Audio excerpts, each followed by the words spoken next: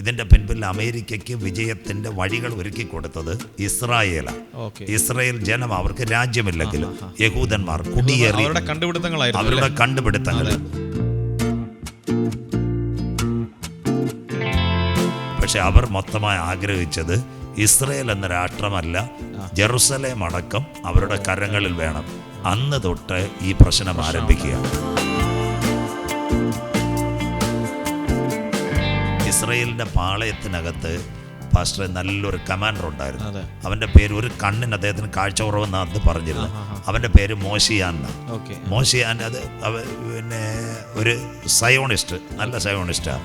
അന്ന് അദ്ദേഹം പറഞ്ഞൊരു കാര്യമുണ്ട്, അവർക്ക് 300 പേരുണ്ടെങ്കിലും, അവർക്ക് അനവധി വിമാനങ്ങളുണ്ടെങ്കിലും, അവർക്ക് കപ്പലുകൾ ഉണ്ടെങ്കിലും, അവരിലില്ലാത്ത ഒരുവൻ നമ്മുടെ പാളയത്തിലുണ്ട്.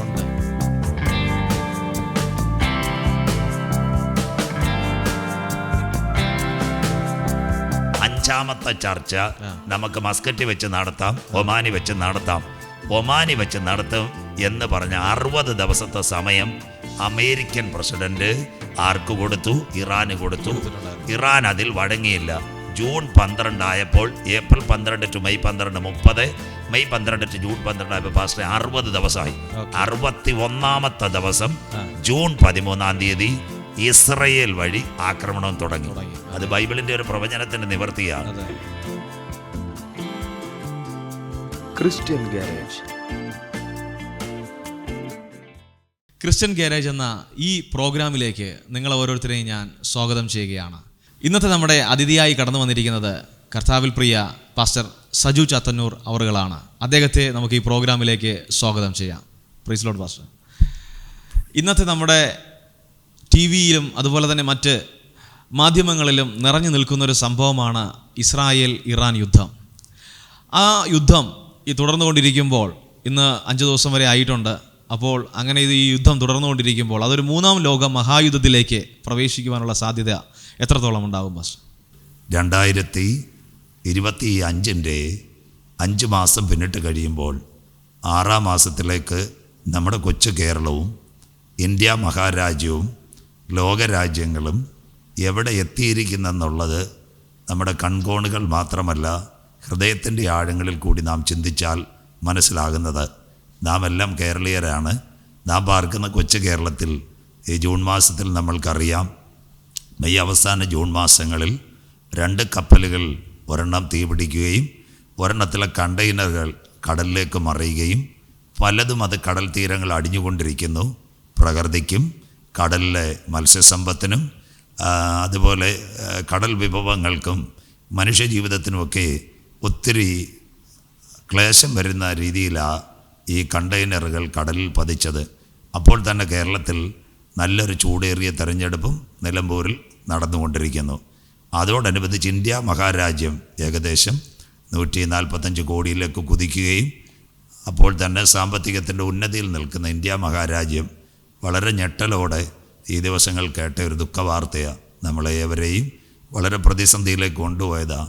അഹമ്മദാബാദിൽ നിന്ന് ലണ്ടനിലേക്ക് പറന്നുയർന്ന വിമാനം ഏകദേശം 625 അടി ഉയരുമ്പോൾ ഏകദേശം ഒരു 2 മിനിറ്റിൻ്റെ വ്യത്യാസത്തിൽ 625 അടിയിൽ നിന്ന് താഴേക്ക് പതിക്കുകയും 241 പരം പേർ മരിക്കുകയും നാട്ടുവാസികളടക്കം 274 പേർ ലോകത്തോട് യാത്ര പറഞ്ഞ ഒരു സുദിനം നമ്മുടെ മുൻപിൽ ഭാരതമൊക്കെ വേദനയോടെ കരയുന്ന സമയത്താണ് ലോകത്തെ ഞെട്ടിപ്പിച്ചുകൊണ്ട് പശ്ചിമേഷ്യയിലെ 2 പ്രബല ശക്തികളായ ഇറാനും ഇസ്രയേലും ഒരു യുദ്ധത്തിന് വേണ്ടി കളമൊരുക്കുന്നത്.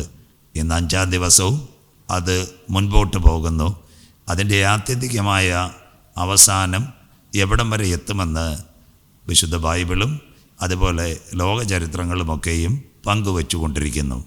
ഇന്ന് ലേറ്റസ്റ്റ് ആയിട്ടുള്ള വിവരം എന്ന് പറയുമ്പോഴത്തേക്ക് വളരെയധികം നാശനഷ്ടങ്ങൾ ഇറാന് സംഭവിച്ചുകൊണ്ടിരിക്കുന്നു. പിന്നെ അതുപോലെ തന്നെ നമ്മുടെ സോഷ്യൽ മീഡിയയിലൂടെ കേൾക്കുന്നത് ഇസ്രായേലിലും അതുപോലെ തന്നെ അനേകം നാശനഷ്ടങ്ങൾ സംഭവിച്ചുകൊണ്ടിരിക്കുന്നു. പക്ഷെ എന്താണ് അതിൻ്റെ ഒരു യാഥാർത്ഥ്യമായിട്ടുള്ള അവസ്ഥ? ഈ ഇസ്രായേൽ ഇറാൻ വിഷയം എന്നുള്ളത് ഇതിവിടെ തുടങ്ങിയ വിഷയമല്ല. അതെ, ഇത് ദീർഘവർഷങ്ങളായി പശ്ചിമേഷ്യയിൽ പുകഞ്ഞുകൊണ്ടിരിക്കുന്ന ഒരു വിഷയമാണ്. വർഷങ്ങളായിട്ടുള്ള ഒരു വിഷയമാണ്. വിശുദ്ധ ബൈബിളിനെയും ചരിത്രത്തെയും അടിസ്ഥാനപ്പെടുത്തുമ്പോൾ AD 30 ഏപ്രിൽ മാസം യേശുക്രിസ്തുവിൻ്റെ ക്രൂശീകരണമാണ്. അതെ. ആ ക്രൂശീകരണത്തിന് ശേഷം യേശുക്രിസ്തുവിൻ്റെ ക്രൂശീകരണത്തിൽ യഹൂദന്മാർ ഒരു കാര്യം പറഞ്ഞു: അവൻ്റെ രക്തം ഞങ്ങളുടെ മേലും ഞങ്ങളുടെ തലമുറ മേലും വന്ന് ഭവിക്കട്ടെ. 30 ശേഷം AD 70 ആയപ്പോൾ യഹൂദൻ്റെ ആദ്യത്തെ ചിതറക്കം ആരംഭിച്ചു കഴിഞ്ഞു. അത് കഴിഞ്ഞ് AD 135 ആയപ്പോൾ അവർ ലോകരാജ്യങ്ങളിലേക്കെല്ലാം ചിതറിപ്പോയി. അങ്ങനെ അവർക്ക് സ്വന്തമായിട്ടൊരു ദേശമോ ഒരു സ്ഥലമോ ഒരു കിടപ്പാടമോ ഒന്നുമില്ലാത്തൊരു കാലത്താണ് 1897 ഒന്നാമതായി ഈ സിയോൻ സംഘം എന്ന് പറയുന്ന ഒരു കൂട്ടായ്മ ഇസ്രയേലിന് വേണ്ടി പ്രാർത്ഥന ആരംഭിക്കുന്നു. ഡോക്ടർ ചെയ്യാൻ വൈസ്മാനായിരുന്നു അതിൻ്റെ നേതാവ്. അവർ 14 പേജുള്ള ഒരു ബുക്ക്ലെറ്റ് ലോകരാജ്യങ്ങളിൽ മുഴുവൻ അടിച്ചു. ഇന്ത്യയുടെ മണ്ണിൽ തൊട്ട് 110ഓളം രാജ്യങ്ങളിൽ അവർ ചിതറിപ്പോയി. പാസ്റ്ററെ, അത് യഹൂദന്മാർക്ക് വേണ്ടിയിട്ടാണോ പാസ്റ്റർ അങ്ങനെ ഒരു? യഹൂദന്മാർക്ക് വേണ്ടിയാണ് ഒരു ബുക്ക്ലെറ്റ് അവർ അടിച്ചിറക്കിയത്. അവർക്ക് സ്വന്തമായ ദേശമില്ല, കിടപ്പാടമില്ല, ഒരു പാസ്പോർട്ടില്ല. നമ്മൾ ഇംഗ്ലീഷിൽ പറഞ്ഞാൽ റെഫ്യൂജീസ്, മലയാളത്തിൽ പറഞ്ഞാൽ അഭയാർത്ഥികളായി കിടക്കുമ്പോൾ അവർ ദൈവസന്നിധിയിൽ നിലവിളിക്കുവാൻ തുടങ്ങി. അവരുടെ പിതാക്കന്മാർ യേശുക്രിസ്തുവിനോട് കാണിച്ച അനീതിയും യേശുക്രിസ്തുവിൻ്റെ രക്തം ഞങ്ങളുടെ മേലും ഞങ്ങളുടെ തലമുറ മേലും വന്ന് ഭവിക്കട്ടെ എന്നുള്ള ശാപവാക്കുകളും അവരെ ദുഃഖത്തിലാഴ്ത്തി. ഏകദേശം 14 വർഷത്തോളം അവർ പ്രാർത്ഥന നടത്തിയെന്നാണ് ചരിത്രങ്ങൾ രേഖപ്പെടുത്തുന്നത്. സിയോൻ സംഘം എന്നുള്ള ആ ഒരു പേരിൽ, സിയോൻ സംഘം എന്നാണ് അതിൻ്റെ പേര്. അത് പിന്നെ നേതാവായിരുന്ന അന്ന് ഡോക്ടർ ചെയ്യാൻ വൈസ്മാനായിരുന്നു. അദ്ദേഹം ലണ്ടനിലെ പരീക്ഷണശാലയിൽ വളരെ മാഞ്ചസ്റ്റർ യൂണിവേഴ്സിറ്റിയിലെ ഏറ്റവും നല്ല കണ്ടുപിടുത്തങ്ങളിൽ ഒരു തലവനുമായിരുന്നു. 1910 വരെ അവർ പ്രാർത്ഥിച്ചു. അതിനാസ്പദമായി 1914 ഒരു ഒന്നാം ലോക മഹായുദ്ധം ഇവിടെ പൊട്ടിപ്പുറപ്പെടുന്നത്. ആ ഒന്നാം ലോക മഹായുദ്ധം പൊട്ടിപ്പുറപ്പെടുമ്പോൾ അതിനകത്ത് ആദ്യമായിട്ട് 14 മുതൽ 19 വരെ അത് നീണ്ടു. 17 ആയപ്പോൾ സ്വാഭാവികമായിട്ടും ബ്രിട്ടൻ ഒരു കക്ഷിയായിരുന്നു, അതിനോടൊപ്പം ജർമ്മനിയായിരുന്നു. അത് ആ ലോകമഹായുദ്ധത്തിൻ്റെ മറ്റൊരു ട്രാക്ക് നമ്മൾക്കൊരിക്കൽ പോകാം. അതിൽ അന്തിമമായി ബ്രിട്ടന് വേണ്ടി ഒരു വിജയം നേടിക്കൊടുത്തത് ഈ സിയോൻ സംഘത്തിൻ്റെ പ്രസിഡൻ്റായിരിക്കുന്ന ഡോക്ടർ ചെയ്യാൻ വൈസ്മാന. അദ്ദേഹമാണ് സിന്തറ്റിക് സ്റ്റാർച്ച് അതിൽ നിന്ന് ആദ്യമായിട്ട് ഗ്രനേഡുകൾ ഉണ്ടാക്കി ഈ യുദ്ധത്തെ ബ്രിട്ടന് വേണ്ടി ജയിപ്പിച്ചത്. ആ ബ്രിട്ടന് വേണ്ടി ജയിപ്പിച്ചപ്പോൾ അന്ന് ഇസ്രയേലിന് ഒരു രാജ്യം കിട്ടിയില്ല പാസ്റ്ററെ. അതിനാസ്പദമായി യഹൂദന് മടങ്ങി വരാനുള്ളൊരു കോളിംഗ് 1917 ബ്രിട്ടൻ പുറപ്പെടുവിച്ചു. അതാണ് ആദിമകാലത്ത് ചരിത്ര വിദ്യാർത്ഥികൾ മുഴുവൻ പഠിച്ചു. അതിൻ്റെ പേരായിരുന്നു ആർതർ ബാൽഫോർഡ് വിളംബരം. അന്നത്തെ ബ്രിട്ടൻ്റെ ഗവർണറായിരുന്നു ആർതർ ബാൽഫോർഡ്. പക്ഷെ അവർക്ക് രാജ്യം കിട്ടിയില്ല. അതിൻ്റെ ഭാഗമായിട്ടാണ് അത്തിച്ചടി അഥവാ ഒരു രാജ്യത്തിൻ്റെ ഫൗണ്ടേഷൻ, ആദ്യത്തെ ഫസ്റ്റ് വർക്ക് അവിടെ ആരംഭിക്കുന്നത്.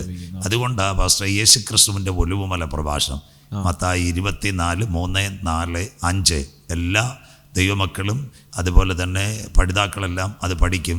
ഗുരു, അതെപ്പോൾ സംഭവിക്കും? നിന്റെ വരവും ലോകത്തിൻ്റെ അവസാനത്തിനും അടയാളം എന്തെന്ന് പറഞ്ഞു തരണമെന്ന് യേശുവിനോട് അപേക്ഷിച്ചു. അതിന് യേശു ഉത്തരം പറഞ്ഞത് മത്തായി 24, 32, 33, 34 അത്തിയെ നോക്കി ഒരു ഉപമ പഠിപ്പീൻ. അതിൻ്റെ കൊമ്പിളതായി ഇല തളർക്കുമ്പോൾ വേനൽ അടുത്തുവല്ലോ. അങ്ങനെ മക്കളെ, നിങ്ങൾ ഇതൊക്കെയും കാണുമ്പോൾ അവൻ അടുക്ക വാതിൽക്കൽ ഒരുവൻ്റെ കയ്യിലേക്ക് ഭരണം വരും. ആകാശം മാറും, ഭൂമി മാറും, എൻ്റെ വചനങ്ങളോ ഒഴിഞ്ഞു പോകുകയില്ല. ആ നാളും നാഴികയെ സംബന്ധിച്ച് വരുവാനുള്ള പുത്രനോ സ്വർഗത്തിലെ ദൂതന്മാർക്കോ ആർക്കും ഒട്ടും അറിയത്തുമില്ല. അപ്പം യേശുക്രിസ്തുവിൻ്റെ മടങ്ങി വരവിന് 4 ലക്ഷണങ്ങളാണ് ഒലിവുമല പ്രഭാഷണത്തിൽ. 1, അത്തിയാകുന്ന ഇസ്രയേൽ തളിർക്കണം. 2, ഒരേകലോക ഭരണം, ന്യൂ വേ വേൾഡ് ഓർഡർ ഇവിടെ വരണം, അതിന് വഴിയൊരുങ്ങണം. 3, ഒരേകലോക മതം, ന്യൂ വേ വേൾഡ് റിലീജിയൻ ഇവിടെ വരണം. 4-മത്തെ കാര്യം പ്രിയപ്പെട്ട പാസ്റ്ററെ, ഇവിടെ പ്രകൃതിയിലെ മാറ്റങ്ങൾ ഉണ്ടാകണം. നമ്മുടെ ഈ വർഷം ജൂൺ മാസത്തിൽ കേരളത്തിൽ അടിച്ച കാറ്റ് ഇവിടുത്തെ ശാസ്ത്രജ്ഞന്മാർ പോലും ഞെട്ടിപ്പോയി. 79 കിലോമീറ്റർ, 5-മത്തെ ഒരു മേഘമാണ് അതിനെ കാണുന്നത്, ക്യൂമുലോ ലിംബസ്. അങ്ങനെ ഈ 4 ലക്ഷണങ്ങളുടെ തുടക്കം പാസ്റ്ററെ ആരംഭിക്കുന്നത് 1917 നവംബർ 11 രാത്രി 11 സെക്കൻഡ് ആർതർ ബാൽഫോർഡ് ഡിക്ലറേഷൻ, ഇസ്രയേലിന് മടങ്ങി വരാം. പക്ഷെ അവർക്ക് രാജ്യമായില്ല. 1939 മുതൽ 45 വരെ രണ്ടാം ലോക മഹായുദ്ധം. ആ രണ്ടാം ലോക മഹായുദ്ധത്തിനകത്ത് ആദ്യ യുദ്ധങ്ങളിൽ യൂറോപ്പായിരുന്നു മുൻഗണനയിൽ നിന്ന് രണ്ടാം ലോക മഹായുദ്ധത്തിൽ ഏറ്റവും വലിയ കക്ഷിയായിരിക്കുന്നത് അമേരിക്കയാണ്. അമേരിക്കയും ജപ്പാനുമായിട്ട് രണ്ടാം ലോക മഹായുദ്ധത്തിൻ്റെ നാൾ വഴികൾ. ആ സമയത്ത് ജപ്പാൻ അന്നും ടെക്നോളജിയിൽ കുറേയൊക്കെ മുൻപന്തിയില്ല, അവർക്ക് സാമ്പത്തികമുണ്ട്. അപ്പോൾ അമേരിക്ക ഒരു നിർണായക ഘട്ടം വരുമ്പോൾ ആദ്യമായിട്ട് അമേരിക്കയെ രക്ഷിക്കുന്നത് ടിക്കോ ഫെർമി എന്ന് പറയുന്ന ഒരു ശാസ്ത്രജ്ഞന. അവിടെ വെച്ചാണ് അവർ ആറ്റം എക്സ്പ്ലോയിറ്റ് ചെയ്യുന്നത്, ആറ്റമിൻ്റെ ബോംബ് ഉണ്ടാക്കുന്നത്. പത്രോസ്ലീഹ 2 പത്രോസ് 3:10 കർത്താവിൻ്റെ ദിവസം കള്ളനെ പോലെ വരും, ആകാശം കൊടുമുഴക്കത്തോടെ ഒഴിഞ്ഞു പോകും, മൂലപദാർത്ഥം കത്തിയഴിയും, ഭൂമിയും അതിലെ പണികളും വെന്തു പോകും. ഒരാറ്റത്തിൻ്റെ 3 ഘടകമായി പ്രോട്ടോൺ, ന്യൂട്രോൺ. അതിനെ ചിക്കാഗോ യൂണിവേഴ്സിറ്റിക്കകത്ത് ഇദ്ദേഹം എൻറിക്കോ ഫെർമി അതിനെ വിഭജിച്ച് വിസ്ഫോടനം ഉണ്ടായി. അതിൽ നിന്ന് പാസ്റ്ററെ ഇവർ ആറ്റം ബോംബ് ക്രിയേറ്റ് ചെയ്യുന്നത്. യഥാർത്ഥത്തിൽ അങ്ങനെ ഒരു ബൈബിളിൽ എഴുതിയിരിക്കുന്ന അത് തന്നെയാണ് അവസാനമായിട്ട് സംഭവിക്കാൻ പോകുന്നത്. ആറ്റം ബോംബ് എന്ന് ഏത് ലോകരാജ്യം ഇടുന്നോ അന്നായിരിക്കും അതിൻ്റെ ലോകത്തിൻ്റെ അവസാനം. ലോകത്തിൻ്റെ അവസാനം. അതിൻ്റെ പ്രിലിമിനറി അവർ കണ്ടന്റായിട്ട് എടുക്കുന്നത് അന്ന് ചിക്കാഗോ യൂണിവേഴ്സിറ്റിയിൽ നിന്നായിരുന്നു. അപ്പോൾ അത് വെച്ച് 45 ഓഗസ്റ്റ് 6, ഓഗസ്റ്റ് 8 2 വിമാനങ്ങൾ, എനാകുള 1, 2 ബോക്സ് കാർ, ഈ 2 വിമാനങ്ങൾ ജപ്പാൻ്റെ മുകളിൽ കയറി. അപ്പോൾ ഇന്ന് ഇസ്രയേൽ ഇറാനെ അറ്റാക്ക് ചെയ്തതുപോലെ ഒരു അപ്രതീക്ഷിതമായ ആക്രമണമായിരുന്നു ജപ്പാനിൽ നടന്നത്. ആദ്യത്തെ ദിവസം 80,000, രണ്ടാം ദിവസം 1,50,000 പേർ മരിച്ചപ്പോൾ ജപ്പാൻ ഈ യുദ്ധത്തിൽ നിന്ന് പിൻവാങ്ങുന്നു. അന്ന് അമേരിക്കയുടെ പ്രസിഡൻ്റായിരുന്നു ഹാരി എസ് ട്രൂമാൻ. അദ്ദേഹമാണ് ഇസ്രയേലിന് വേണ്ടി രണ്ടാം ലോക മഹായുദ്ധത്തിനോടനുബന്ധിച്ച് രാഷ്ട്രത്തിൻ്റെ രൂപരേഖ തയ്യാറാക്കിയത്. അപ്പോൾ പക്ഷേ ആ കാലഘട്ടത്തിൽ 45 കാലഘട്ടത്തിൽ ഈ യഹൂദന്മാർ നല്ല അമേരിക്കയിൽ ശാസ്ത്രത്തോടും അതുപോലെ തന്നെ സാമ്പത്തിക മണ്ഡലത്തോടും വളരെയധികം അമേരിക്കയെ കൈത്താങ്ങുകയും അമേരിക്കയെ നിലനിർത്തിക്കൊണ്ടിരിക്കുകയും ചെയ്ത. അപ്പോൾ ഈ യുദ്ധമെല്ലാം കഴിഞ്ഞപ്പോൾ ഇതിൻ്റെ പിൻപിൽ അമേരിക്കയ്ക്ക് വിജയത്തിൻ്റെ വഴികൾ ഒരുക്കി കൊടുത്തത് ഇസ്രായേലാണ്. ഇസ്രായേൽ ജനം, അവർക്ക് രാജ്യമില്ലെങ്കിലും യഹൂദന്മാർ കുടിയേറി അവരുടെ കണ്ടുപിടുത്തങ്ങൾ. ഇത് ഹാരി എസ് ട്രൂമാൻ തന്നെ അമേരിക്ക പറയുന്നു ഹീസ് എ ജൂയിഷ്, അവൻ ഒരു യഹൂദനാണെന്ന് പറയുന്നത്. അപ്പോൾ അവരോട് അന്ന് അവർ ഹാരി എസ് ട്രൂമാനോട് പറഞ്ഞൊരു കാര്യമുണ്ട്. യുദ്ധം രണ്ടാം ലോക മഹായുദ്ധം ജയിച്ച പ്രസിഡന്റിനോട് പറഞ്ഞു ഞങ്ങൾക്കൊരു ദേശം തരണം. അപ്പോൾ അന്നത്തെ യുദ്ധം കഴിഞ്ഞപ്പോൾ അവർ പറഞ്ഞ് നിങ്ങൾക്ക് ആഫ്രിക്കയെ തരാം. അന്ന് ബ്രിട്ടൻ്റെ കോളനിയാണ് അത്. അന്നേരം ബ്രിട്ടനുമായിട്ട് ആലോചിച്ച് വേണേ ഇന്ത്യ പോലുള്ളൊരു സ്ഥലത്ത് തരാം, അപ്പോൾ വേണമെങ്കിൽ അറബ് രാജ്യങ്ങളിൽ എവിടെയെങ്കിലും തരാം. അപ്പോൾ അവരന്ന് പറഞ്ഞൊരു കാര്യം പാസ്റ്ററെ ഓർക്കണം. ഇറാഖിലെ കൽദയ പട്ടണമായ ഊരിൽ നിന്ന് ഉരിയാടാത്ത ദൈവങ്ങളുടെ നടുവിൽ നിന്ന് അബ്രഹാമിനെ ദൈവം വിളിച്ചു കൊണ്ടുവന്നത് വാഗ്ദത്ത കനാൻ ദേശമാണ്. അത് മാത്രം ഞങ്ങൾക്ക് മതിയെന്ന് പറഞ്ഞു. അവരത് മാത്രമേ ചോദിച്ചോളൂ, കിലോമീറ്ററും ചോദിച്ചില്ല, ഒരു കാര്യം ചോദിച്ചില്ല, അത് മാത്രമേ അവർ ചോദിച്ചോളൂ. അപ്പോൾ അന്ന് പലരെ എതിർപ്പിനെ മറികടന്ന് ബ്രിട്ടനും അമേരിക്കയും കൂടെ അവർക്ക് 1948 ഏപ്രിൽ 14 പെസഹ വ്യാഴമാണ്. അന്ന് ആകാശത്തിൽ ഒരു രക്തചന്ദ്രൻ ഉണ്ടായിരുന്നു. ഇസ്രയേലും രക്തചന്ദ്രൻ നമുക്ക് മറ്റൊരു ടോക്ക് ഷോയിൽ നമുക്ക് ബഹുമാനപ്പെട്ട പ്രേക്ഷകരോട് പറയാം.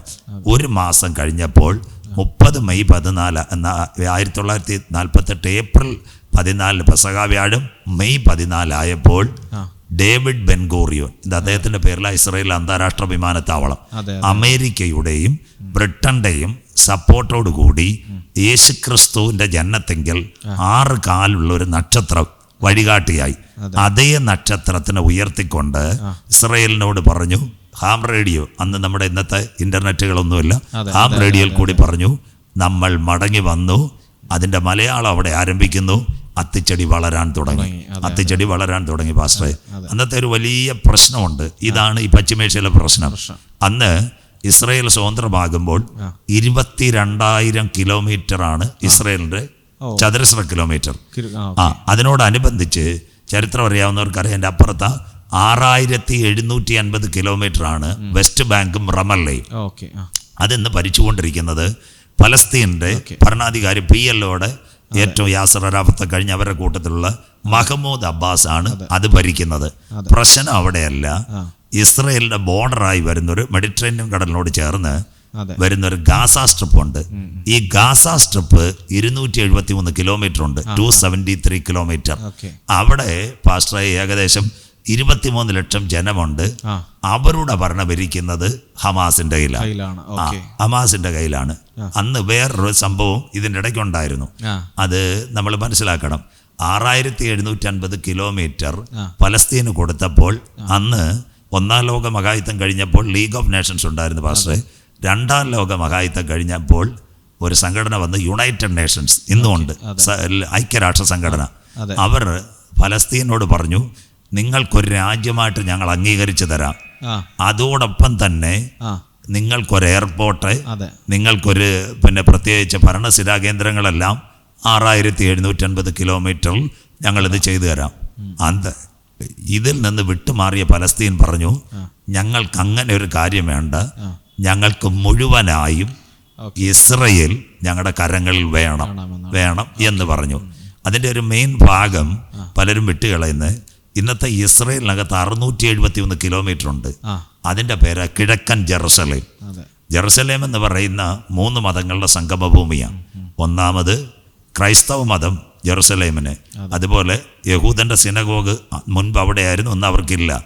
ഇസ്ലാം മതം വിശ്വസിക്കുന്നത് മക്ക മദീന കഴിഞ്ഞാൽ അവരുടെ 3ാമത്തെ അൽ-അക്സ മോസ്ക് അവിടെ സ്ഥിതി ചെയ്യുന്നു. ഇത്രയും കാര്യങ്ങൾ ബേസ് ചെയ്തുകൊണ്ടാണ് പലസ്തീൻ ജനതയിൽ തന്നെ നല്ലൊരു ക്രിസ്ത്യൻസും ഉണ്ട്. അതുകൊണ്ട് പലസ്തീൻ പറഞ്ഞു, ഈ ജെറുസലേം ഉൾപ്പെടുന്ന പ്രൊവിൻസ് മൊത്തമായി ഞങ്ങളുടെ കയ്യിൽ വേണം, അല്ലെങ്കിൽ 1948 മെയ് 14 സ്വതന്ത്രമായപ്പോൾ തന്നെ പലസ്തീൻ ഒരു പ്രൊവിൻസ് ആവരത്തില്ലായിരുന്നു. പലസ്തീൻ രാഷ്ട്രം തന്നെ UN രൂപീകരിച്ചാണ്.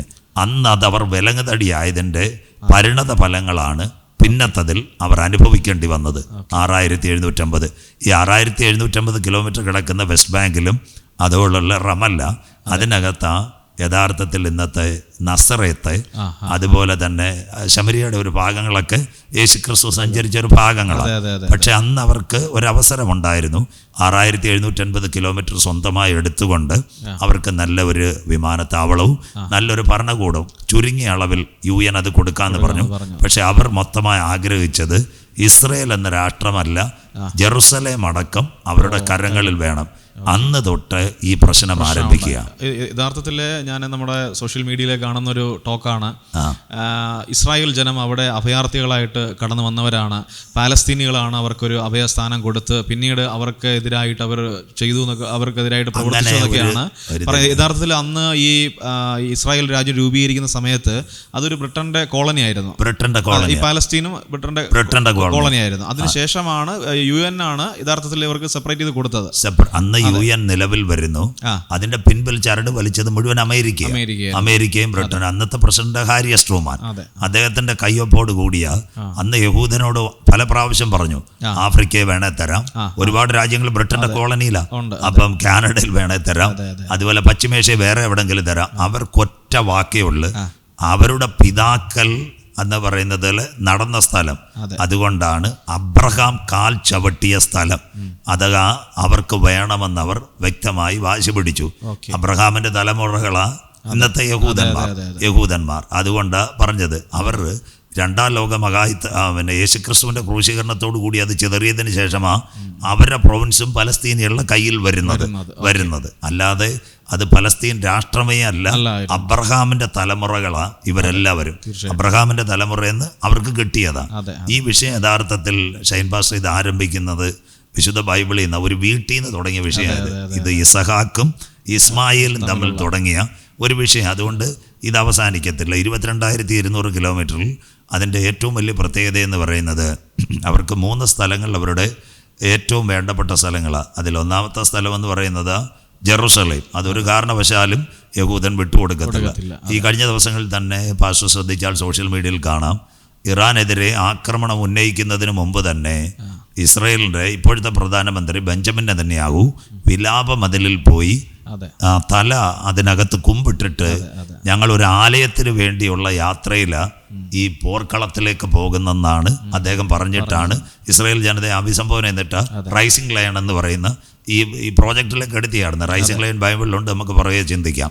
അപ്പം അവിടെ തൊട്ട് രണ്ടാമത്തതാണ് ടെല്ലവീവ്. ടെല്ലവീവിലാണ് ഇവരുടെ അന്താരാഷ്ട്ര വിമാനത്താവളം ഉള്ളത്.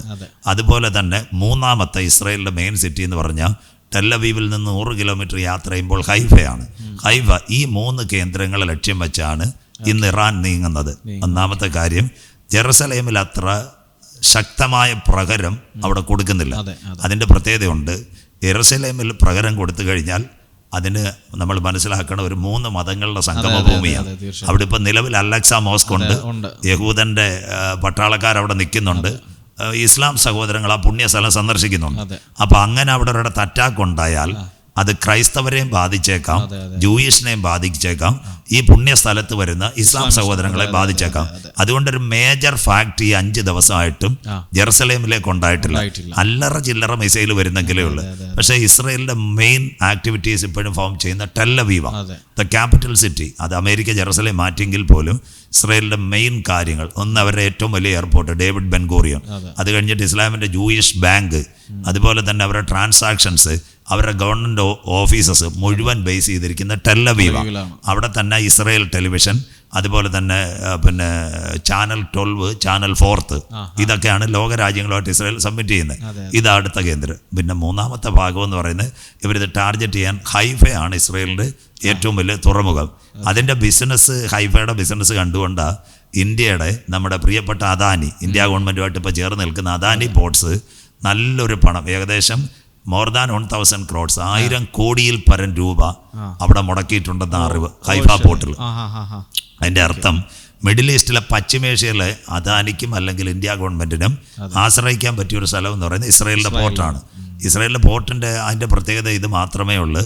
അവിടെ നിന്നാണ് ഇസ്രായേലിൻ്റെ സകല മരുന്നുകളെ, അതുപോലെ തന്നെ യുദ്ധവിമാനങ്ങളെ, പാർട്സുകളെ, കമ്പ്യൂട്ടർ എക്യുപ്മെൻറ്റ്സ് മുഴുവൻ ഈ നമ്മുടെ ഇമ്പോർട്ട് എക്സ്പോർട്ട് ചെയ്യുന്ന. ഇസ്രായേലിൻ്റെയാണ് ഏറ്റവും മോർ വെപ്പൺസ് അവിടുത്തെ.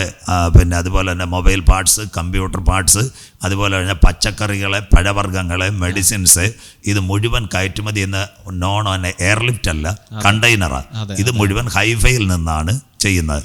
അതുപോലെ തന്നെ ഇസ്രായേലിൻ്റെ എണ്ണ സംഭരണം ഉള്ളത് ഹൈഫ പോർട്ടിലാണ്. ആ വെസലിനെയും ആ എണ്ണക്കിണറിനെ നോക്കിയാൽ ഇവർ ഇത് ഇറാൻ വളരെ ബുദ്ധിപൂർവ്വം ആക്രമണം നടത്തുന്നത്.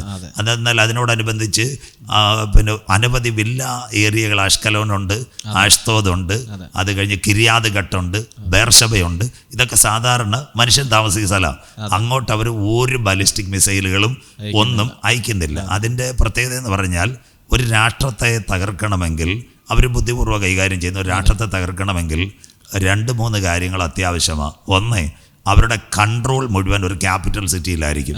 അതാ എയർപോർട്ട്, മറ്റ് സംവിധാനങ്ങൾ. 2, ഒരു രാഷ്ട്രത്തിന് പണം വരുന്നത് എപ്പോഴും തുറമുഖങ്ങൾ വഴിയാണ്. അപ്പം ഈ 2 സംവിധാനങ്ങൾക്ക് ഊന്നിക്കൊണ്ട തകരാറ് സംഭവിച്ചു കഴിഞ്ഞാൽ ഒരു രാഷ്ട്രം പോകുന്നത് സാമ്പത്തിക പ്രതിസന്ധിയിലേക്കാണ്. അപ്പോൾ ഈ വിഷയം ഇവിടെ തുടങ്ങിയതല്ല. 1948 മെയ് 14 ഇസ്രായേൽ രാഷ്ട്ര സ്വതന്ത്രമായി. അതിൻ്റെ രണ്ടാമത്തെ ഭാഗം, ഇസ്രായേൽ സ്വതന്ത്രമായപ്പോൾ അവർ യുണൈറ്റഡ് നേഷൻസിൽ പറഞ്ഞു, അന്ന് ഏകദേശം 3.5 ലക്ഷം പേരേ ഉള്ളൂ ഇസ്രായേൽ. അപ്പോൾ അവരോട് പറഞ്ഞൊരു കാര്യമുണ്ട്, ഞങ്ങൾക്ക് നിങ്ങൾ UN ഒരു അംഗീകാരം തരണം. സാധാരണ പാസ്റ്റേ 3.5 ലക്ഷം രൂപയുള്ള ഒരു 22,000 കിലോമീറ്റർ, അല്ലെ ഒരു കേരളത്തിൻ്റെ ഒരു പകുതിയുള്ള ഒരു രാജ്യത്തിന്, ഒരു പ്രോവിൻസ്, ഒരു ദ്വീപെന്ന് നമുക്ക് പറയാം, അതിന് ഒരിക്കലും ഒരു അനുമതി ഒരിക്കലും കിട്ടത്തില്ല. പക്ഷെ അത് ശത്രുക്കൾക്ക് മുൻപിൽ മേശ ഒരുക്കുന്നവനാ ദൈവം. അന്ന് UN 5 രാജ്യങ്ങൾ എപ്പോഴും അവർ തന്നെ. 1 അമേരിക്കയുണ്ട്, 2 റഷ്യയുണ്ട്, 3 ചൈനയുണ്ട്, 4 ഫ്രാൻസുണ്ട്, 5 ബ്രിട്ടനുണ്ട്. ഇവരാണ് UN സെക്യൂരിറ്റി കൗൺസിൽ, രക്ഷാസമിതി. അന്ന് അമേരിക്ക പറഞ്ഞ് നമുക്കൊന്ന് ആലോചിച്ചിട്ട് ചെയ്യാമെന്ന്. പക്ഷേ UN ദൈവം അനുകൂലമായിരുന്നു. ഈ ഇന്നിപ്പോൾ റഷ്യയായിട്ട് ഉടക്കി നിൽക്കുന്ന റഷ്യ പറഞ്ഞ്, തൽക്കാലം അവരൊരു സ്വാതന്ത്ര്യ രാഷ്ട്രമായല്ലോ, അവരെ UN നമുക്ക് പ്രവേശിപ്പിക്കാം. അപ്പൊ സെക്യൂരിറ്റി കൗൺസിലകത്തുള്ള രാജ്യം പറഞ്ഞു കഴിഞ്ഞാൽ അന്നത്തെ സെക്രട്ടറി ജനറൽ ഒപ്പിടണം. 48 അവർ സ്വാതന്ത്ര്യമായി. 1 വർഷം കഴിഞ്ഞപ്പോൾ യുണൈറ്റഡ് നേഷൻസിൽ രജിസ്റ്റർ ചെയ്ത സയോണിസ്റ്റ് രാഷ്ട്രമായി ഇസ്രയേൽ മാറി. അതുകൊണ്ട് അവർ പറയുന്നത് ഞങ്ങൾ ജൂതരാഷ്ട്രം, ഞങ്ങൾ ജൂതരാഷ്ട്രം. അതുകൊണ്ട് ഇൻഡിപെൻഡന്റ് ആണ് അവര് ഇൻഡിപെൻഡന്റ്. അവരുടെ മേളിൽ ആർക്കും അധീനത്വമില്ല. രണ്ടാം ലോക മഹായുദ്ധം കഴിഞ്ഞ് ഡേവിഡ് ബെൻ ഗൂറിയൻ കൈ ഉയർത്തി അമേരിക്കയുടെ സപ്പോർട്ടോടുകൂടി അവർ രാജ്യം രൂപീകരിച്ചു. ആ രാജ്യമായിട്ട് അംഗീകരിക്കണമെങ്കിൽ യുണൈറ്റഡ് നേഷൻസ്, ഐക്യരാഷ്ട്ര സംഘടനയിൽ അവർ പെർമിഷൻ കൊടുക്കണം. അങ്ങനെയാണ് ഇസ്രയേലിന് 1949 നവംബർ മാസത്തോടു കൂടി 1949 നവംബറിലാണ് യുണൈറ്റഡ് നേഷൻസ് ഇസ്രയേലിനെ ഒരു രാഷ്ട്രമായി അംഗീകരിക്കുവാൻ കാര്യം. അങ്ങനെ അംഗീകരിച്ചെങ്കിൽ പിന്നെ അവിടുന്ന് മാറാൻ രക്ഷയില്ല. അവർ അംഗീകരിക്കപ്പെട്ട ഒരു യഹൂദരാഷ്ട്രമായി. 1945 കഴിഞ്ഞ് 57 ആയപ്പോൾ 1957 ആയപ്പോൾ ഇസ്രയേലിന് നേരെ ആദ്യമായിട്ട് അറബ് ലോകത്തിലെ ആക്രമണം ചെറുതായിട്ട് തുടങ്ങി. പക്ഷേ നിർണായകമായൊരു സംഭവം നടന്നത് ലോകത്തിൽ നമുക്ക് പറയാതിരിക്കാൻ നിർവാഹമില്ല. ഈ രാഷ്ട്രം സ്വതന്ത്രമായത് 1948 പക്ഷേ 1960 അവർ ആറ്റം വെപ്പൺ ഉണ്ടാക്കി 1916. അപ്പോൾ അന്നത്തെ അമേരിക്കയുടെ പ്രസിഡന്റ് ലോക ചരിത്രത്തിൽ എത്തിയിട്ടുണ്ട്. അപ്പോൾ അമേരിക്കയുടെ പ്രസിഡന്റ് അന്ന് ഇസ്രായേലിനോട് ചോദിച്ച കാര്യമുണ്ട്, നിങ്ങൾ സ്വാതന്ത്ര്യമായിട്ട് 12 വർഷമായാള്, നിങ്ങൾ ഇത്രയും പെട്ടെന്ന് ആറ്റമായുധം ഉണ്ടാക്കിയത് എന്താ വെച്ചാൽ അവർ ലോകത്തിലെ വളരെ ബുദ്ധിജീവികളാണ്. സ്വാതന്ത്ര്യം കിട്ടും 12 വർഷം ആറ്റം സമ്പുഷ്ടീകരണം, ആറ്റം വെപ്പൺസ് അവർ കൈക്കലാക്കി. അപ്പോൾ അന്നത്തെ അമേരിക്കൻ പ്രസിഡന്റിനോട് പറഞ്ഞതാ, ഞങ്ങളുടെ നിലനിൽപ്പിന് ഞങ്ങൾക്ക് ഈ ദേശത്ത് ആറ്റം ആവശ്യമാണ്. അന്നാണ് 1916, എന്താ പറഞ്ഞാൽ കൊല്ലങ്ങളായി, ഇപ്പോൾ ഏകദേശം 65 വർഷം പിറകിൽ ആണവ സമ്പുഷ്ടീകരണം ഇസ്രയേൽ കൈവരിച്ചു. അത് പശ്ചിമേഷ്യ പല രാജ്യങ്ങൾക്കും ബുദ്ധിമുട്ടുണ്ടായതാണ്. അതിനോടനുബന്ധിച്ച ഇറാനും ബാക്കി കാര്യങ്ങളുമെല്ലാം ആണവ രീതിയിലേക്ക് പോയിക്കൊണ്ടിരിക്കുന്നത്. അതിൻ്റെ യഥാർത്ഥമായി 67 ആയപ്പോൾ ഇസ്രയേൽ ഒരു വലിയ ശക്തിയായി മാറി. 19 വയസ്സായപ്പോൾ അന്ന് 1967 ആയപ്പോൾ ഏകദേശം 6 രാഷ്ട്രങ്ങൾ അറബ് ഇസ്രയേൽ വാർ. അതാണ് നമ്മുടെ പ്രേക്ഷകർ ഇവിടെ മനസ്സിലാക്കേണ്ടത്. നമ്മുടെ ഒരു 19 വയസ്സുള്ള ഒരു കുട്ടി, നമ്മുടെ തിരുവനന്തപുരത്ത് നമ്മളാണെങ്കിൽ എപ്പോഴും സഞ്ചരിക്കുന്ന MG കോളേജ് പരുത്തിപ്പാറ, അപ്പോൾ നമുക്ക് എല്ലാവർക്കും അറിയാവുന്നൊരു കോളേജ്. അവിടെ ഒരു ഡിഗ്രിക്ക് പഠിക്കുന്ന ഒരു കുട്ടി, പിന്നെ ഒരു 19 വയസ്സാകുന്ന ഒരു കുട്ടി 6 രാഷ്ട്രങ്ങളെ തോൽപ്പിക്കുക എന്ന് പറഞ്ഞാൽ അവർക്കാർക്കും വിശ്വസിക്കാൻ പറ്റിയില്ല. ഈജിപ്തിലെ നാസർ എന്ന് പറയുന്ന ഒരു ചക്രവർത്തി ഉണ്ടായിരുന്നു. ഇപ്പോൾ ഇസ്രായേലിൻ്റെ ആയത്തുള്ള ഖൊമേനി പറഞ്ഞതുപോലെ ഒരു ഭാഗമുണ്ട്. അദ്ദേഹം പറഞ്ഞൊരു കാര്യമാണ്, ഇസ്രയേൽ ഭൂമുഖത്ത് ഉണ്ടാകത്തില്ല. ഇത് പറഞ്ഞ 1967 ഈജിപ്തിൽ നാസർ, അദ്ദേഹത്തിൻ്റെ കൂടെ ലിബിയ ഉണ്ടായിരുന്നു, അദ്ദേഹത്തിൻ്റെ കൂടെ ജോർദാൻ ഉണ്ടായിരുന്നു, അദ്ദേഹത്തിൻ്റെ കൂടെ സൗദി അറേബ്യ ഉണ്ടായിരുന്നു, അവരെ സിറിയ ഉണ്ടായിരുന്നു. ഇവരിപ്പോൾ 6 രാഷ്ട്രങ്ങൾ ഇതുപോലൊരു ജൂൺ മാസത്തിൽ പറഞ്ഞ ഒരു കാര്യമുണ്ട് 67. അപ്പോൾ അന്ന് ഇസ്രായേൽ ഒരു 19 വയസ്സുള്ള ഒരു ചെറിയ രാഷ്ട്രം, ഏകദേശം 40,000 ഫോഴ്സും 6 വിമാനം മാത്രം അവരുടെ 6 ഫൈറ്റേഴ്സ്, വെറും 6 വിമാനം മാത്രം. അപ്പോൾ അന്ന് വളരെ ഈ ഇസ്രായേലിൻ്റെ കാര്യം ഇതേ ഉള്ളൂ, ഇത് അവർ യഹോവയിൽ വിശ്വസിക്കുന്നു. അതാണ് അവരുടെ ഏറ്റവും വലിയ വിജയം. 1967 ഈജിപ്റ്റ് ഒരു അവസാനമായിട്ടൊരു സൈറൺ കൊടുത്ത് 24 മണിക്കൂർ കൊണ്ട് ഇസ്രയേൽ എന്ന രാഷ്ട്രത്തെ തീർക്കും. ഇവർ അന്ന് ഏകദേശം 67 ആയപ്പോൾ ഒരു 10 ലക്ഷം ജനത്തിന് താഴെ ഉള്ളു. ഒരു പട്ടാളക്കാർ അന്നത്തെ 25,000 ആക്യുറേറ്റ് എന്ന അന്നത്തെ കാര്യം പറയുന്നത് 25,000 പേര്, 6 കുഞ്ഞു വിമാനമുണ്ട്, ഒരു എയർപോർട്ടും ഉണ്ട്. അപ്പം ഈജിപ്തിൻ്റെ തൊട്ടടുത്ത എയർപോർട്ട്, അവിടെ ഏകദേശം ഒരു 250-300 പരം വിമാനങ്ങൾ അറബ് ലീഗിന്റെ ഉണ്ട്. 250 സൗദി അറേബ്യ എല്ലാം ഒരു അറബ് ലീഗ് ഒന്നായിരുന്നു. അവർക്ക് മനസ്സിലായി 1960 ഇവൻ ആണവായുധം വികസിപ്പിച്ചു, ഇവൻ്റെ റെജിമെൻ്റെല്ലാം മുൻപോട്ട് പോകുന്നു. ഇവരിങ്ങനെ കരുത്താർജിച്ച് വന്നാൽ ഇവർ മിഡിൽ ഈസ്റ്റിന് ഒരിക്കൽ ഈ അറബ് രാജ്യങ്ങൾക്ക് ചുറ്റും കിടക്കുന്ന അറബ് രാജ്യങ്ങൾക്ക് അവർക്കൊരു ഭീഷണിയാവുമെന്ന് വിചാരിച്ചാണ് ഈജിപ്തിലെ നാസർ പറഞ്ഞ ഇസ്രയേലിനെ തുടച്ചു നീക്കുമെന്ന് പറഞ്ഞിട്ട് അവർ 6 ദിന യുദ്ധം ഏറ്റെടുത്തു. ഇസ്രയേൽ പെരിയെ താഴുവാൻ തുടങ്ങി. അപ്പം ഗോലാൻ കുന്നെല്ലാം അവരുടെ കയ്യിൽ നിന്ന് അന്ന് സിറിയയിലിരിക്കുക. ഗോലാൻ കുന്ന് അന്ന് സിറിയയിലിരിക്കുന്ന സമയത്താണ് 1967 24 മണിക്കൂർ കൊണ്ട് ഇവരെ തകർക്കുമെന്ന് ഈജിപ്റ്റ് ഇത് ചെയ്തു.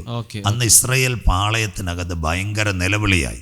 അവർ ദൈവത്തോട് നിലവിളിച്ചെന്ന് അന്നത്തെ ഇസ്രയേലിൻ്റെ ചരിത്രം.